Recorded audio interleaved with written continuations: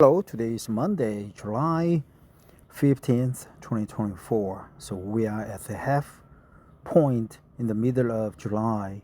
And yesterday, Donald Trump almost got killed by a bullet, by a sniper. So we need to be always constantly watching out for any violence. Well, there was nothing to do with today's subject. Let's look at how Chinese school system are faring these days. This article is from eChinaCities.com, and I'm going to read this article to practice English by focusing on pronunciation and instant memorization of the expressions that I decide to memorize, that I deem to be to come in handy when I interact with foreigners, just like it's sending an email out, communicating with them over the phones, or having a meeting, sit-down meeting with them at a table, or even when I travel overseas. So here we go. A balanced look at China's education system. February 9th, 2023 by Ashley Johnson, eChinaCities.com. By the way, I'm sitting at a bench behind the Dongmyeong Church. That's a biggest church in Gwangju City in Korea. Yes, I'm pure Korean. I'm a Korean. I work for Korea Telecom, KT, the number one carrier in Korea. And part of the reason to practice English is to have an overseas assignment with my company. If that is not feasible, because I have to retire in 4 years' time, what the heck, I would mind having a job with other companies that provide overseas experience and growth opportunities. China's education system gets a lot of flack. That's another good cliche, from afar. But what's it actually like up close and in reality? A foreign English teacher shares her experiences and views.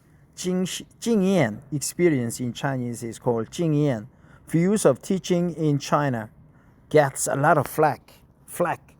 A fire from a turret, fire from tanks, fire from anti-aircraft guns, right? Flack. What to expect from your employment contract in China? A class of 40 preteens stand to attention, chins up, eyes straight ahead, hands by their sides as they recite an English passage from memory. This was how every day started at an English language summer camp I once worked at in one of China's largest cities.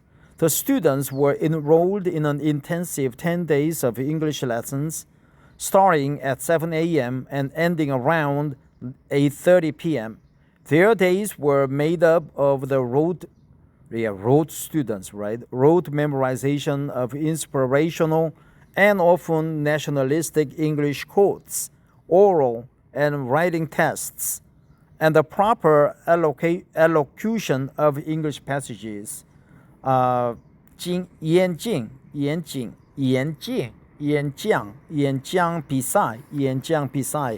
Yes, I'm learning Chinese too. So these didn't seem like anything close to a fun summer to me. At the end of the 10-day camp, however, I was surprised when many kids wept with grief as they were pulled apart from their new friends to return to their far-flung hometowns.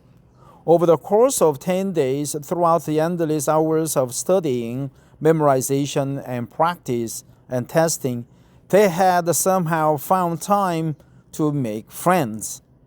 But education in China is not supposed to be fun.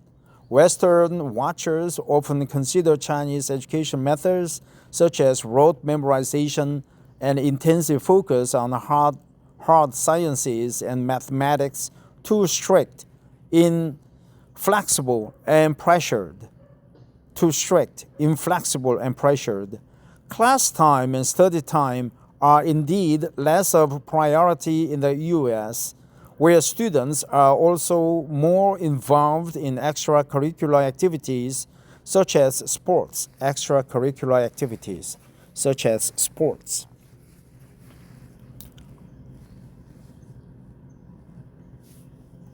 However, China's adult literacy rate was reported by the UN to be at 96.98% in 2018, compared to just 79% for adults in the US in 2019, as reported by the National Center for Education Statistics. So the Chinese must be doing some things right? Let's take a closer look at the successes and shortcomings of the Chinese educational system. Government reforms.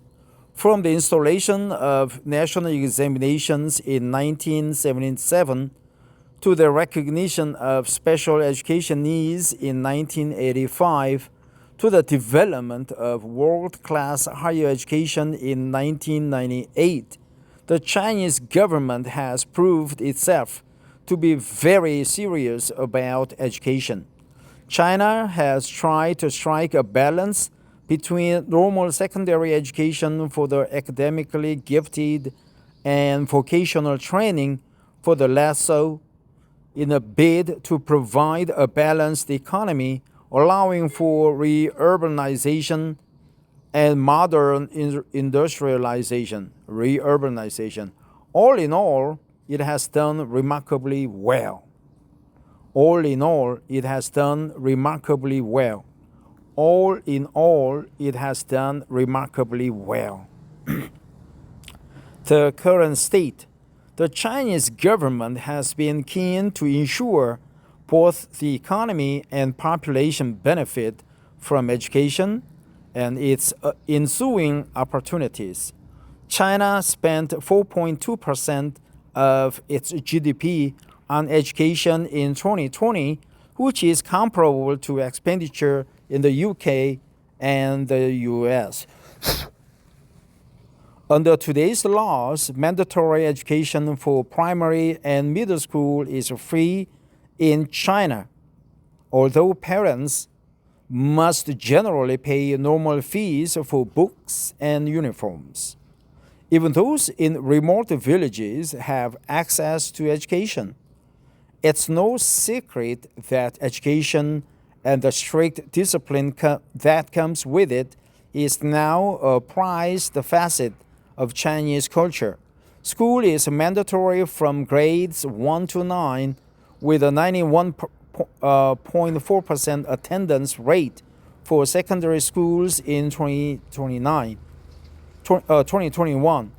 The Ministry of Education has estimated there are more than 200 million elementary and high school students in China, equating to 1/6 of the population. This is a weighty student body.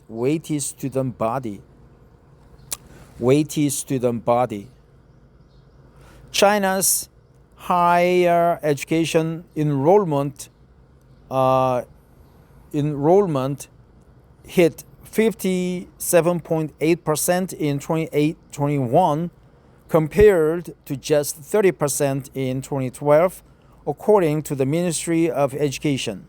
In 2020, a record high of around 8 million students graduated from undergraduate courses, although graduates are currently facing a high rate of youth employment. China nevertheless continues to improve its place in the worlds of business, finance, and technology by means of educating its population. The curriculum, even the highest children in Chinese primary schools are in class for more than 8 hours each day, studying a rigorous curriculum that is 60% math and Mandarin. A strict diet of sugar-coated politics and moral training cannot be forgotten, as well as lessons in love for the motherland, love for the party, and love for other Chinese people. English lessons, which are now also an important part of Chinese education, begin from grade 3. Meanwhile, humanities, arts, sports, and the like all suffer as a result. Humanities, arts, sports, and the like. Humanities, arts, sports, and the like. Testing. Once the relatively easy days of primary school are over, cramming for tests becomes the most emphasized facet of Chinese education.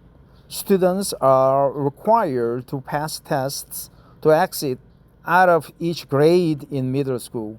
If they don't pass on the first try, they are allowed to test again. But repeated failures can spell an early end to a child's education. Really? Repeated failures can spell an early end to a child's education. At the end of all this, the Zhongkao examination determines which high school a student may attend. Admission to high schools in China is similar to admission to university in the West. There are top-tier high schools in every city that only the best of the best can attend. Once in high school, a student will spend the next 3 years preparing for the Gaokao, a notoriously hard test overseen by the Ministry of Education. Held every June over 2 to 3 days, the Gaokao determines which universities a student can attend. Chinese, mathematics, and a foreign language, usually English, are the main testing subjects, although 6 other supplementary subjects in science and humanities are also tested. Until very recently, the Gaokao was the only criteria for attending higher education in China, an entire educational career summed up by one big test. Summed up as a very good score means an applicant can attend the university of his or her choosing. Students in their last year of high school spend most of their waking hours studying for the exam. Many forego all extracurricular activities, friendship, sleep, and overall mental health in favor of studying. And for the most part, their teachers and parents are all for it. The Chinese method. China's teaching and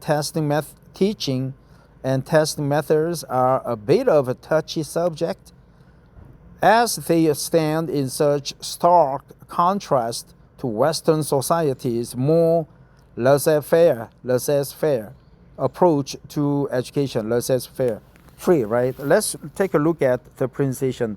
Laissez-faire. I forgot the pronunciation. I know the word, but spelling and all. Laissez-faire. Right? Laissez-faire. Laissez-faire. What the fuck?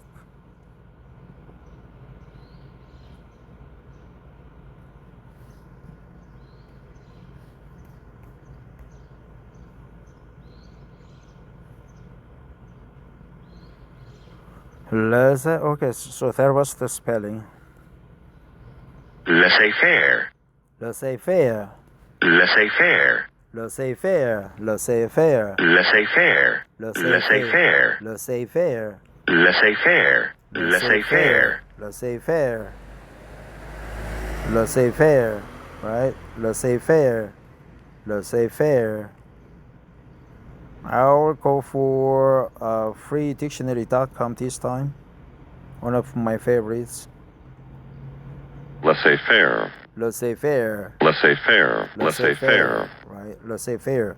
an economic doctrine that opposes governmental regulation of or interference in commerce beyond the minimum necessary for a free enterprise system to operate according to its own economic laws.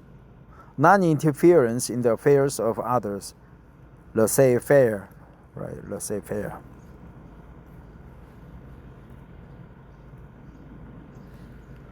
Western society's more laissez-faire approach to education. Let's remember the expression. A more laissez-faire approach, laissez-faire, more laissez-faire approach. In the US, for example, kids are in class for 7 hours a day at most. Several arts education, meaning history, social sciences, literature, and PE, are given just as much time as math, English, and hard sciences. Besides from testing, coursework also makes up a large part of students' final grade. To Westernize, therefore, China's do well or be damned mentality of testing may seem extreme.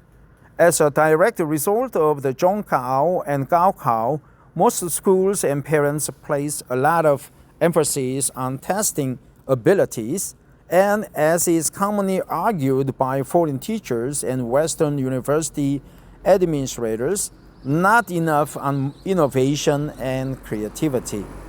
But this isn't a problem that only plagues China. Plenty of outdated and controversial standardized testing occurs in Western countries.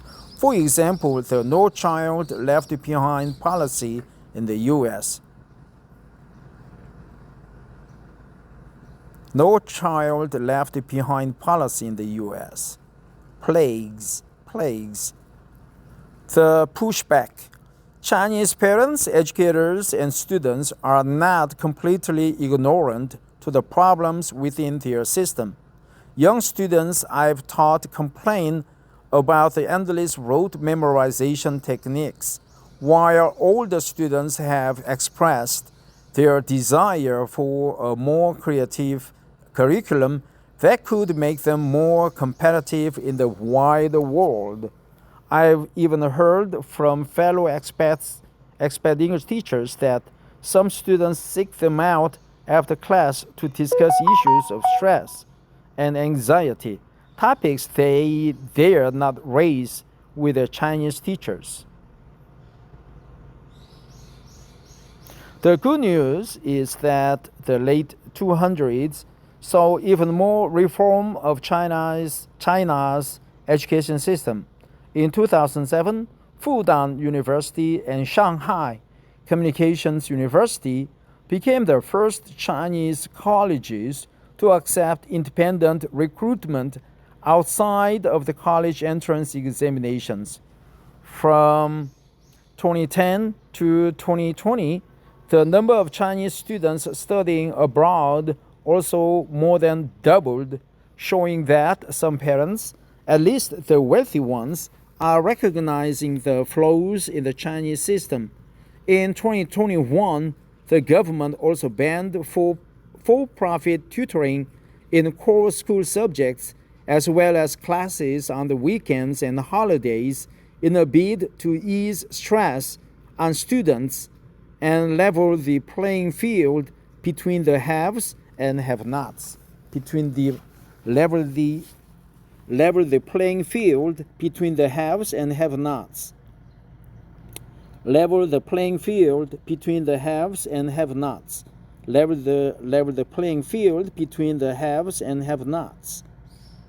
As a result, the future of Chinese education may be a little more laid back, perhaps with a slightly less rote memorization and testing, and a little more innovation.